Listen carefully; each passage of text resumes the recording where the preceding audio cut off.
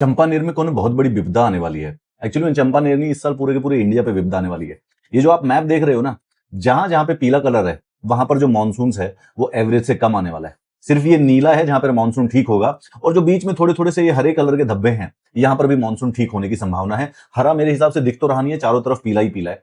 मतलब कि देश में इस बार जो है मानसून जो है वो थोड़े से कम होंगे, जिसकी वजह से देश में कई जगहों पर सूखा भी पड़ सकता है।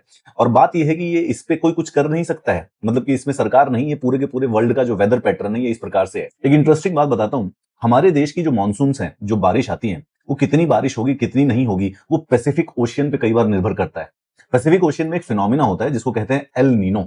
जो प्रशांत महासागर का जो सरफेस है वो कितना गर्म है कितना ठंडा है, उसका टेम्परेचर क्या है, उसके बेसिस पर यह पता चलता है कि भारत में बारिश कितनी ज्यादा होगी या कितनी कम होगी। तो होता क्या है, ये जो साउथ अमेरिका के बाहर यहां पर ये प्रशांत सागर है पूरा का पूरा, इसका जो सरफेस टेम्परेचर है जनरली होता है 27 डिग्री, ठीक है, ये एवरेज है।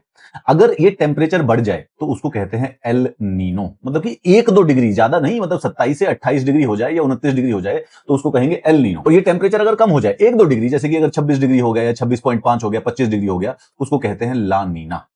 अब वेदर जो है पूरे के पूरे वर्ल्ड की एक दूसरे से ऐसी कनेक्टेड है कि जब प्रशांत महासागर का टेम्परेचर थोड़ा सा भी बढ़ता है, मतलब कि 1 डिग्री अगर बढ़ जाए, 27 की बजाय वो 28 हो जाए, तो भारत में सूखा पड़ने की संभावना होती है। अगर वो गलती से 2.5-3 डिग्री पहुंच जाए तो समझ लो कि 50% भारत में उस साल अकाल पड़ जाएगा, अगर इसका टेम्परेचर 2 या 3 डिग्री भी बढ़ जाता है। और यहीं पर अगर ये टेम्परेचर 1-2 डिग्री कम हो जाता है तो बेसिकली भारत के अंदर उस साल अच्छा मानसून होता है, बारिश होती है। ये जो वेदर पैटर्न है ये साल दर साल बदलता रहता है, मतलब कि 2-3 साल तक टेम्परेचर थोड़ा सा ज्यादा रहता है, 2-3 साल तक टेम्परेचर थोड़ा सा दूसरी तरफ हो जाता है। और ये कौन सा साल है, बिल्कुल सही समझे, ये वो वाला साल है जिसमें प्रशांत महासागर का जो ये टेम्परेचर है ये इस समय बढ़ रहा है, और इसलिए इस साल को कहेंगे एल नीनो साल। और एल नीनो साल वो होता है जिसमें भारत में सूखा पड़ता है, अकाल पड़ता है। तो हमारे देश की जो बारिश है इस समय वो कम होगी, जैसे कि जो नॉर्थ वेस्ट इलाका है इसमें 92% से भी कम होने वाली है। ऑन एन एवरेज जितनी होती है उसका 92% होगा, सेंट्रल पेनिनसुला में 94%। इसकी वजह से इस साल हीट वेव्स जो है वो बहुत ज्यादा बढ़ेगी, पानी की अवेलेबिलिटी भी कम होगी, और उसके बाद जो पावर, मतलब कि जो ग्रिड है उसके ऊपर भी स्ट्रेस बढ़ जाता है, क्योंकि ज्यादा देर तक लाइटें चलती है, ज्यादा देर तक पंखे और कूलर और एसी चलते हैं।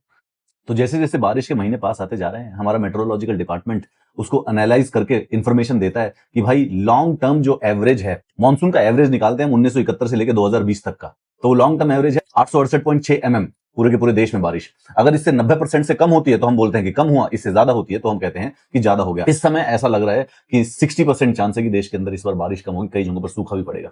गवर्नमेंट इसमें कुछ नहीं कर सकती है, क्यों? क्योंकि प्रशांत महासागर का टेम्परेचर है वो तो भाई प्रभु की माया है एक प्रकार से। तो इस साल थोड़ी सी हीट वेव्स के लिए तैयार हो जाए, थोड़ी सी कम बारिश के लिए भी तैयार हो जाए, कई जगहों पर थोड़ा सा सूखा भी पड़ सकता है।